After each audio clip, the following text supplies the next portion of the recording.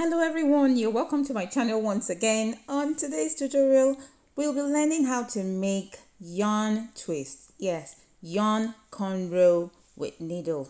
Yarn needle cornrow. So this hair is super easy, and as you can see, all I'm doing is I'm using yarn Brazilian yarn. So I'm doing is I grip the hair from the root, from the front, and I'm passing the needle and yarn through the hair at the bottom. All you do is just grip it, and gradually, as you're passing through each line, you move your hand gradually backwards, and as you're going backwards, you're twisting the hair down.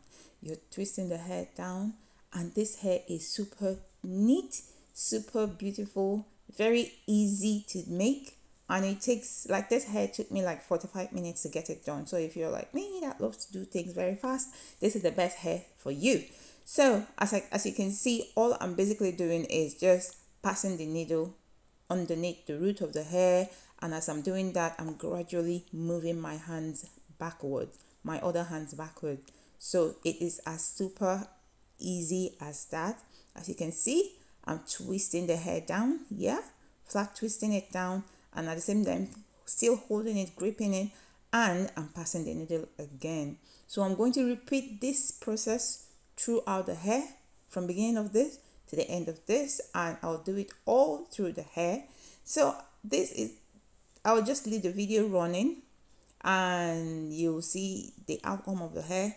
If you are a new subscriber, thank you for watching. Stick with me and you'll see all my videos. I'll keep uploading. And if you're an existing subscriber, thank you for watching. Thank you, thank you, thank you. And if you are new and you're just watching, please don't forget to subscribe. Remember to tell a friend to tell a friend. Then leave a comment below for me and I'll reply back to you. Thank you for watching, and God bless. See you in my next video.